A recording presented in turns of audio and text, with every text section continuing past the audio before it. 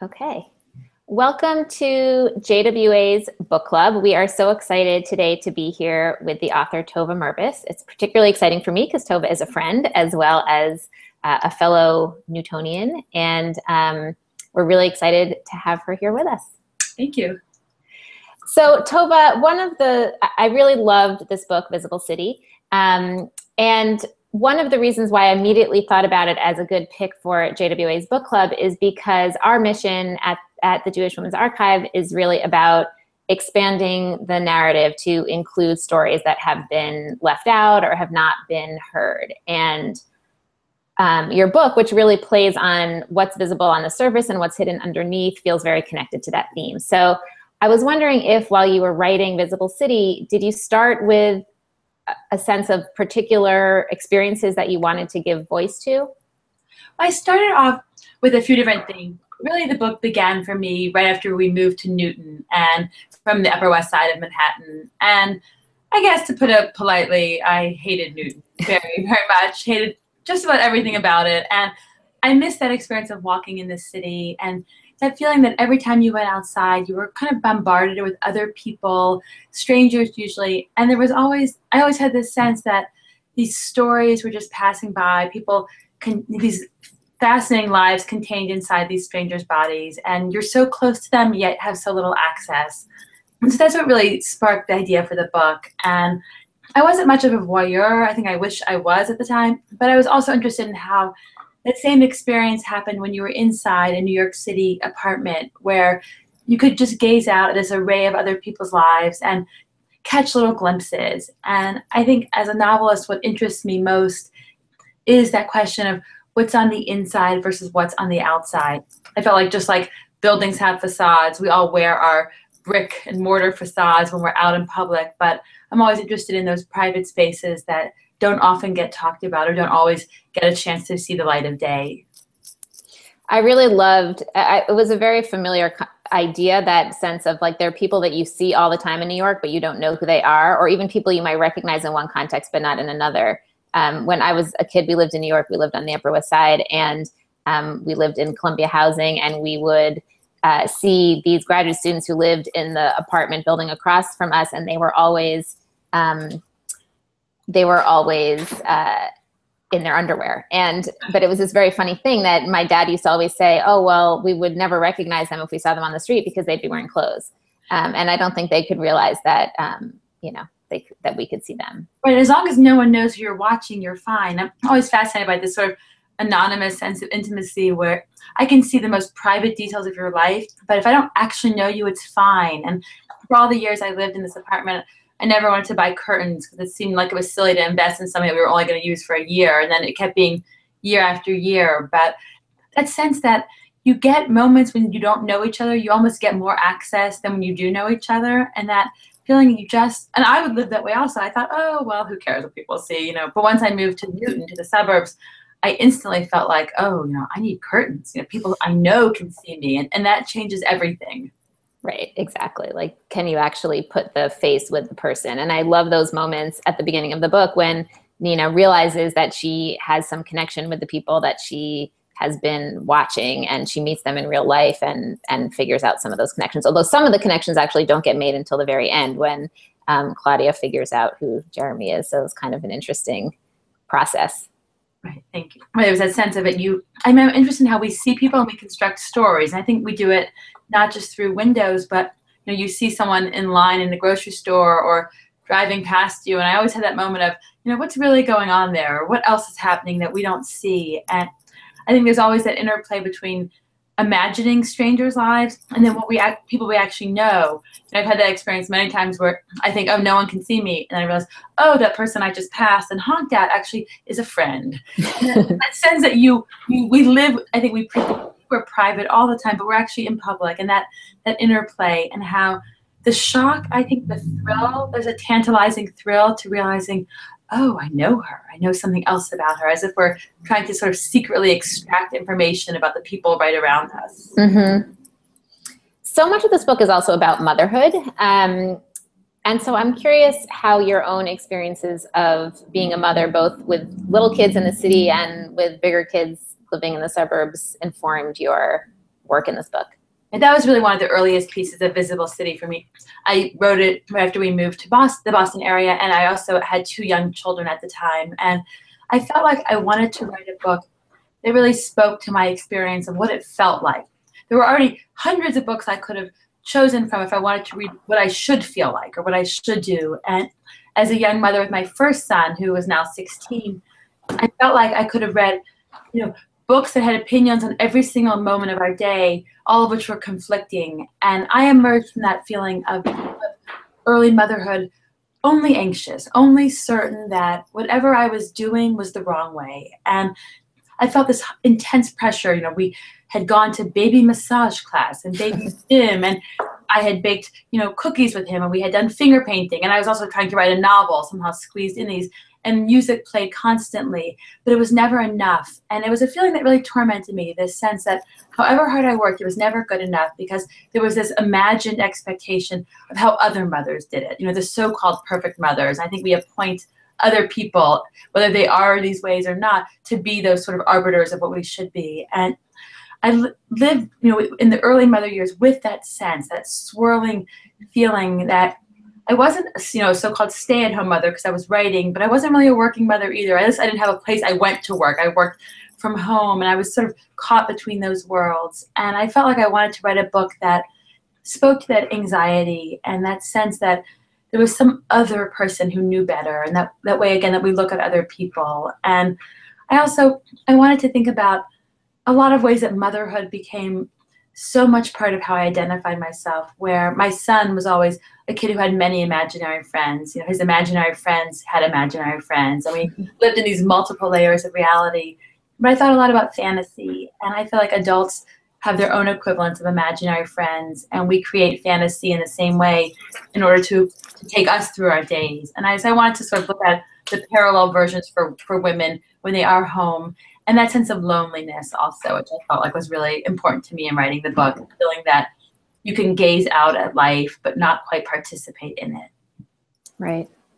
The book has, speaking of the concept of fantasy, the book really has a kind of fantastical ending. And I was curious whether you had ever written anything like that before, or whether you knew from the beginning that you were going to end the story with this kind of surreal piece. I didn't know. Part of the reason the book took 10 years to write was I had no idea how to end it. I just felt in this complete muddle of, and then what happens to them? And I would sort of feel like, I don't know. I have no idea what happens. And I wrote an earlier version of the book, and over years kept writing making the same mistake again and again as a writer, where I tried to end the book with the feeling that Nina can look out at all these other people. She can sort of imagine these other people's lives, but she always stayed safely inside her own square. And there was a line from the original draft that sort of torments me sometimes, where I wanted to end the book with the feeling of, that it was enough to travel just on the rails of her own imagination, that you could stay inside. And I think I learned from writing the book that that's not true, that it's not enough to stay inside that small square of a life that felt too small for her. And so I knew very late in the writing, around year 9, let's say, that she needed to go outside. I felt like the push of the book had to be that we all eventually find ways to free ourselves from these squares, or I hope we do. And so I knew I needed her to be outside in the city. And so I guess I toyed with the idea of fantasy. I was interested in again, these imaginary friends and our own fantasies and escape fantasies, which certainly, on the many, many hours of pushing kids on swings or bathing children, I think I harbored many versions of those escape fantasies of, I'm going to get up right now and walk out this door, or I'm going to Paris, I'm going here, and ways that we use escape, I think sometimes very ironically, to not go anywhere at all. And I wanted her to have that sense that the whole city can open up to you if you jump, if you take that step outside, which is sort of where I ended up with the zoo. And I also find the Central Park Zoo this bizarre thing that in the middle of Manhattan there are polar bears. It seems, the reality of it seems completely surreal. Right. I have a question from one of our participants, Miriam, who asks, how did you learn about the stained glass windows of John Lafarge? And why did you decide to use them as a motivating factor for the characters in Visible City? That was actually one of my favorite parts of researching the book. And it's always interesting how a novel can take you to interests you didn't know you have. But I was really interested in windows to start with. I was focused on windows we see through, and windows with curtains and windows without curtains. And then I got interested from someone who had an interest in Tiffany glass, and I went to a Tiffany exhibit at the Met. And I always felt like beforehand that I wasn't interested. I didn't like stained glass. I think I'd only seen it in dark churches in Europe, and I felt like this is not a form of art that speaks to me at all. And then I went to this exhibit, and I realized that the difference between seeing stained glass in the dark and seeing it in the light is vast. And to see stained glass with the light streaming through is to see colors come alive. And so I fell in love with stained glass sort of as a whole. And then when I started doing some reading, it was interesting to me that John Lafarge was someone whose surfaces were described as being much more dappled or bumpy or crusted, or he had none of the neatness and perfection of Tiffany. And I felt like I was sort of writing about that sense in life, life looking for life that was dappled in that way, as opposed to the sort of more smooth, perfect lines. And I also, someone told me about the connection between John Lafarge and his son, who developed the New York City subway station, which I also had as a piece in the book. I wasn't sure what I was going to do with it. And I think a lot of writing a novel feels like spreading out all your puzzle pieces on the table and just hoping that somehow they're going to connect. And those moments when they do are thrilling. I mean, that's where the real pleasure of writing is, where all of a sudden they do align, or you see a thematic link between one idea and another, and that feeling of, oh, the book is actually going to come together in some form, one way or another. Right, that somehow you're moving towards something that you didn't even know was there, but kind of unfolds before you, even though you're ostensibly the actor putting the pieces together. Exactly. It's a feeling of, oh, I'm not just making a mess on the page. There's actually some order is being created, even if I can't see it as I'm writing it. Right. I was wondering whether you visited any of those ghost subway stations as part of the research too. I did. I'd like to pretend that I snuck out in the middle of the night and did something really cool, but the MTA, the New York City Subway Authority, actually gives tours twice a year of the ghost station. Oh, cool. I went with 10 other people, and I sort of felt like, I know why I'm here. I'm doing research for the novel, but why are you here? And it was fascinating that people have this love of the subway and love of these ghost stations and these hidden New York City spaces. And we got to go on a special little train to the station, and I thought that I would just be interested as, with writing down notes so I could describe it later.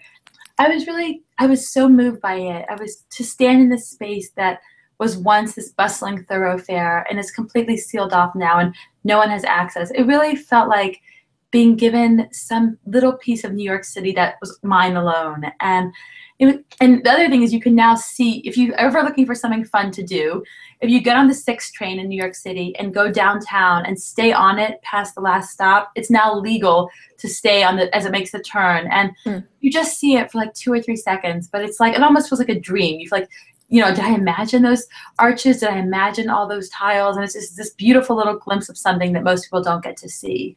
So cool. Obviously, this is a very New York novel, and I'm wondering whether you were inspired by other New York novels, and if so, what are some of your favorites? I definitely thought a lot about how this book felt essential to, it felt like New York was essential to the book. I felt like maybe other cities have this sense of people watching, but for me, it was really a way to pour my homesickness for New York into the book. And there are a bunch of books I read that I loved about New York. I love a trilogy by Cheryl Mendelson. The first book is called Morningside Heights, and she chronicles this neighborhood. I guess the books came out about 12 or 13 years ago, and I felt like it really contained that sense of what it feels like to be in the city. Books that really capture that sense of people all around you. I also read essays by Philip Lopate about walking in New York, and this feeling of nowhere else has this feeling that when you step outside, anything can happen to you. And so I felt like New York was crucial to me in the book. It felt like the city was sort of driving my interest in the book. And over the years in which I was, all these years which I was sort of stuck in the book or felt like I didn't know the way out of it, I would go back to New York, and just being there would give me one more push to keep going with the book. Very cool. I have a question from another participant. Sharon asks, you've said that you were raised a modern Orthodox feminist in Tennessee. Can you tell me about what feminism meant to you growing up and how, if at all, it conflicted with being Orthodox? Okay. Well, I guess, for many years I would get a question, at a book talk. It seemed like the first question I always got was, what was the reaction to your first book in Memphis? And the second question is, often, are you still Orthodox? And for years, I sort of played it as a joke. I would say, I consider myself a liberal, feminist, pluralist, Orthodox Jew, and sort of aware of myself of that weird stew of words together. And growing up, I don't think I certainly thought of myself as a feminist growing up. I'm not sure that I knew that word for many, many years.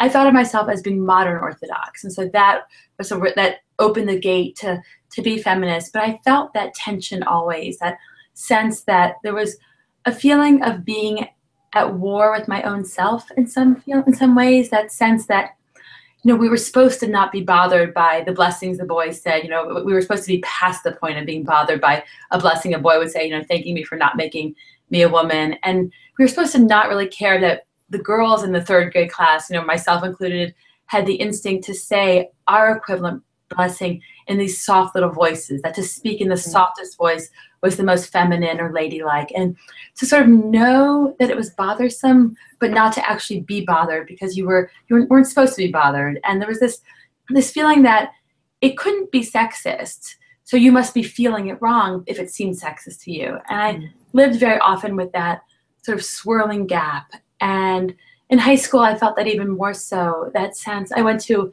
a school called the Yeshiva of the South, where there were 6 girls in my class. And it was sort of schizophrenic in many ways, because on one hand, we were being groomed. It felt like Orthodox Jewish finishing school. We were being groomed to host mother-daughter luncheons and fashion shows. And I made my big revolt by refusing to be in the show Destiny, an inspirational evening of song and dance for the women of Memphis. And this feeling of, it was not inspirational, I should just say. Somewhere out there's a video floating of this show, which someone will find and sell for many dollars on eBay one day. But that feeling of, I don't want to do this, but I'm supposed to do this. And I'm supposed to be a certain way, but I can't be that way. And that tension for me really informed my growing up, that feeling that there was one way to be, and there were hundreds of ways not to be, one way to be good and so many ways to be bad. And to comply with the rules was to be good, and to be good was the central value, and to be nice and sweet and kind, and that whole group of words that go along with it. And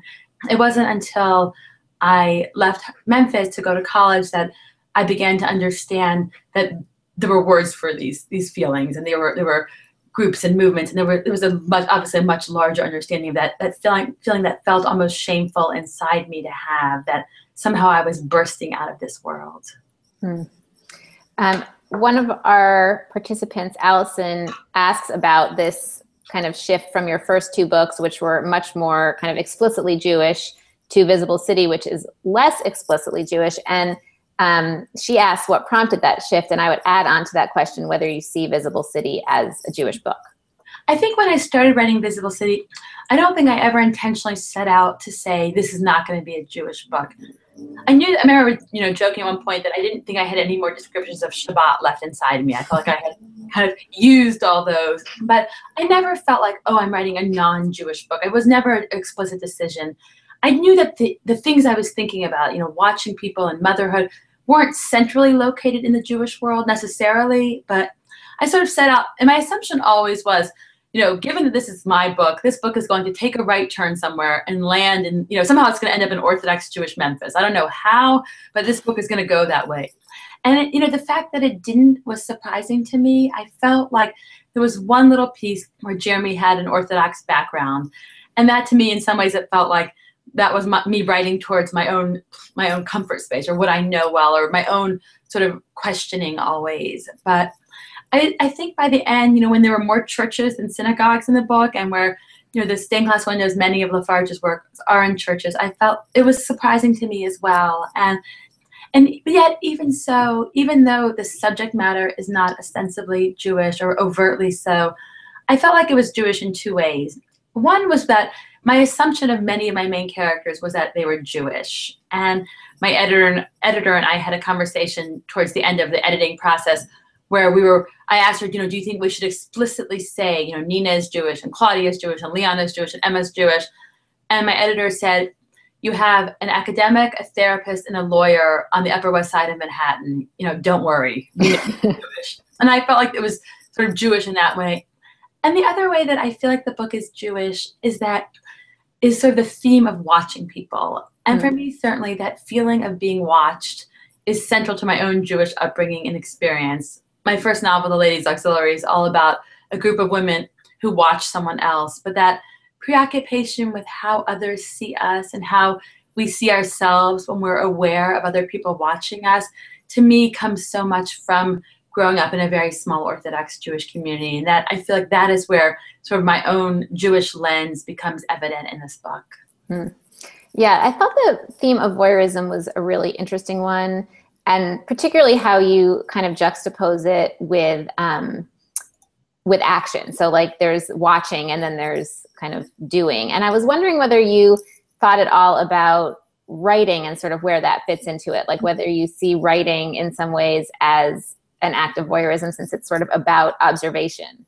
Right. I felt very much that sense of alignment with Nina in many ways, but certainly with her watching. And even though I was not an actual voyeur, you know, I needed contact lenses, which I didn't know for all the years I lived in Manhattan. So I couldn't even see that well. I didn't know that if I had just put glasses on, I would have had a much better view. But I feel like writing is all about voyeurism. I feel like the writer is a voyeur everywhere. And that sense that always gazing at other people and, you know, asking this question of, you know, what does it feel like to be someone else? And I feel like that is the driving question in fiction writing.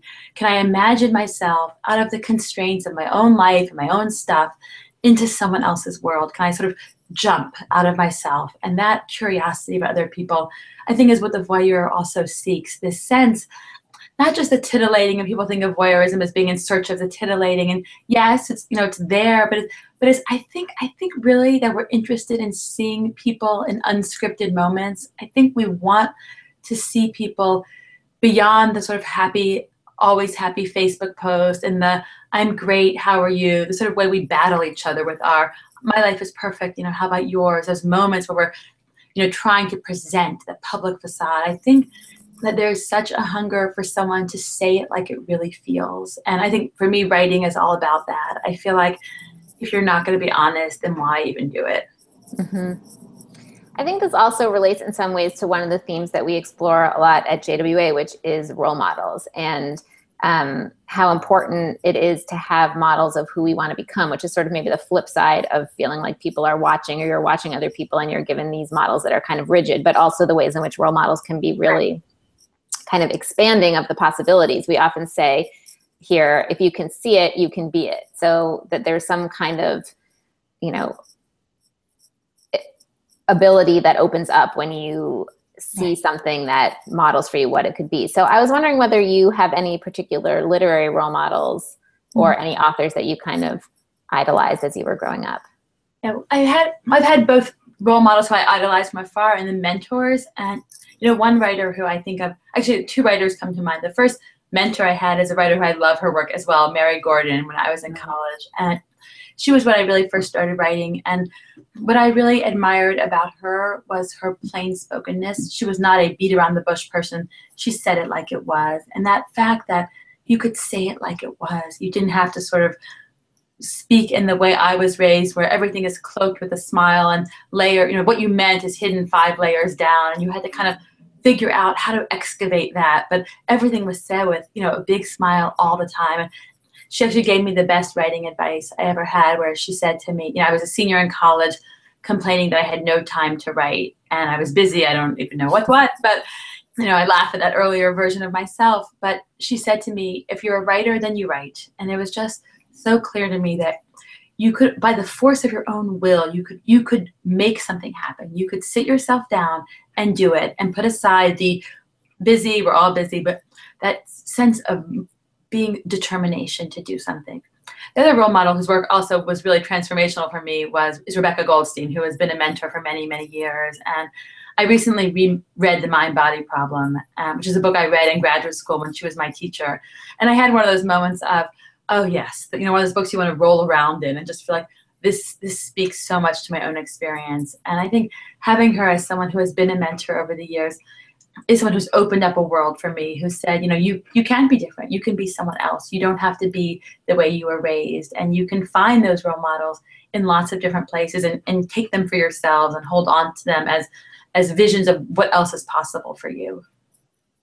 Yeah, I can see the connection between your writing and that. And both of you, I think, are people who in your writing show kind of how you can step out of the world that you came from, but also how much you're grounded in it in terms of exploring some of those themes and thinking about, you know, how much that initial community kind of shapes the way that you are responding to it and to the world. And right. It's like you leave and you never leave in so many ways. And one of the things that I don't think I knew when I started writing Visible City, but came to realize was, you know, years and years after sort of going in circles, was that the book was really about change and about the exhilarating possibilities of change, but also what is hard and what is lost in change, that all change comes with a loss. And I wanted to think about it in the city itself, where over these questions of historical preservation, when do you save a building because it has historical value, and when do you knock it down? And it's never a simple proposition, and both ways come with loss. And I was interested in how that plays out for people as well, that sense that you just walk away from a past is not, I think that's a very fairy tale version. It's enormously complicated to change. And all the characters in the book, and I include myself, you know, in my own life, that sense of change is those places where you have to decide, you know, do I want to knock something down? You know, it's hard work and it's hard to lose something, but yet that's the way you make way for new things. And I think that, you know, I go back to that question a lot in a lot of my writing now, that sense of, you know, what is the loss in the necessary path forward? right. And it's easier maybe to escape in your mind, right, and less in real life. Right. Fantasy, you know, everything can be perfectly untrammeled. You can just, you know, walk off, but that gap, or the, you know, the conflict between the fantasy version of the reality is very interesting to me. That sense of, oh, this isn't quite what I imagined it to be in our lives. And I think those moments where fantasy meets reality are really rich for fiction always. That sense of, this is not what I expected. And then what do you do about it? I loved the moment where Maurice, the little boy's imaginary friend, just departs for the country. And how easy that was. Oh, he left from the subway station. And there's kind of this panic of like, oh my God, we lost him. Are we going to need to find him? But, you know, because he's imaginary, he can just head off somewhere else. Right. It's like, how many times have all of us wanted to be that imaginary character? It's just, he lived here now and now he's gone. And that's essentially a fantasy of departures, or the escape fantasy. I felt like, you know, that, you know, concocting them in moments where you know you're not going anywhere, but how powerful they can be, really, that sense of, I could just get in my car and go. Right. We have one more question from Lynn, who says that Visible City is your third book, and what did you learn from the first and second that helped you write it? I learned a lot from it. One of the things I've learned with each of the books is that each book is sort of its own mess. It's its own problem to deal with. Maybe it's like children, right? Each child comes with its own. You think you're an expert after the first child, and then the second child behaves completely differently. And you kind of have some experience, but you really have to make it new each time. And I think one of the things I learned with Visible City was I learned that it takes a long time. I learned that it's an exhausting process. And I learned patience. I learned that feeling that I so badly wanted to be done with Visible City after 5 years, after 6 years, but I wasn't. And I learned that you just have to wait it out, you know, to work hard, to sort of, I feel like I was banging my head against it for years, but that feeling that you can't rush it, you can't finish it before it's willing to be done, and that sense almost of wrestling a book to the ground. And for me, Visible City was probably the book where I learned the most as a writer. I learned how to stay with something. I learned how to abide by immense frustration, or that fear, I think, that looms over many projects of, is this good? Will I ever be done? Why am I doing this? What other career could I possibly have? That sort of black cloud of worry that hangs over an unfinished work. And I think with Visible City, I learned how to push myself past my own comfort zone, to sort of free myself from that voice that says, oh, you can't write that, or you can't say that, or you shouldn't do that. That's not nice. To be willing to push past that, and to realize that you have to, you know, characters have to be put in danger. You know, all characters, and writing has to go to those places that are uncomfortable, and really to be willing to push myself to those places. Yeah, one of the things I was noticing as I was rereading Visible City to prepare for today, I couldn't remember what the time frame was of the book, like how long of a time period it covered. And I was sort of surprised to see that it actually wasn't very much time. And it made me think about that process of change, and how there are these, the characters, when we meet them, have clearly been stuck for a long time. And then over a relatively short period of time of just a few months, a lot changes for them, and they kind of reach this breaking point and start to kind of break out of the patterns that they've been trapped in. And yet the book ends before they've made any real big changes. I mean, they've sort of set the stage for that to happen, but you're sort of left knowing that those changes are going to happen going forward. And that also felt very real, and like made me think about the way that progress happens. That's something I've definitely found in my own work and writing and research, that you can be chugging along, and it feels like you're not getting anywhere. And then something shifts and it takes you a much greater distance in a short period of time. And then again, you have to then kind of gear up for that next phase of change. I thought about how you can be pushing an enormous stone uphill for so long, and there's that moment, like right as you crest over the top, where you feel like all of a sudden you can speed up. And I wanted the characters, I guess they all in one way or another were stuck. They all, when you meet them, they're all kind of inside their own squares, their lives. Everyone is feeling that sense of being cooped up or stuck. And I feel like the book is the moment. I wanted to sort of set the book at that moment where everyone is sort of serves as a catalyst for one another, or people are pushed just right over that edge, but not before the stone sort of falls down the hill. But that's just sort of snapshot, that moment where change is just around the corner. I thought a lot about the title of Grace Paley's short story, Enormous Changes at the Last Moment. The sense that you think everything is going to be a certain way, and then everything, that title conveys that sense of, and then it all changes. Mm-hmm. So our last question, I would love for you to tell us a little bit about your new book project, which I know is a memoir after having published 3 novels. So I'm curious to hear about how you're finding memoir writing different from writing fiction, and whether you're exploring similar kinds of themes in this next project. I am writing a memoir, which it took me about a year before I could say that word without getting immensely nervous, or sort of saying, well, I'm writing a nonfiction book that's sort of about myself. And if someone would say, you mean a memoir? I was like, yes, I mean a memoir. Oh yes, there is a word for that. Right. I was like, I know, I just can't say that word yet, but I've practiced it where I can say I'm writing a memoir. And it's strange, it's such a different process than novel writing, where in a novel, the whole question is, what can I make up? What can I make happen here? Or who can I create these characters to be?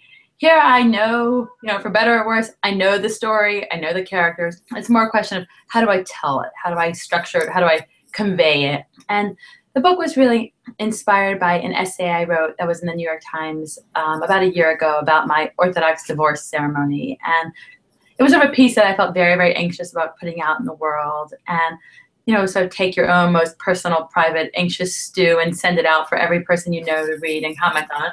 And I was sort of off the grid when it came out, and then came home to just hundreds of emails from people from a vast range of different walks of life, sort of sharing with me their own stories of either divorce or religious transformation or change of any kind. And that was sort of my tipping point to deciding I was going to write a memoir, really about the question of how you leave, having grown up Orthodox and wrestling with the questions I mentioned, how you decide, right before your 40th birthday, that you're going to live a different life, that the person you feel yourself to be is not the person you are on the outside, and wanting the inside and the outside to better align. And so deciding to not be Orthodox anymore, and what that means. And I'm really interested in exploring questions of, can you leave? You can leave in action, but what is the imprinting of thought? Can you leave the thought? I think that religion is so intertwined with childhood and family that I don't think we don't shed these things or leave them so easily. And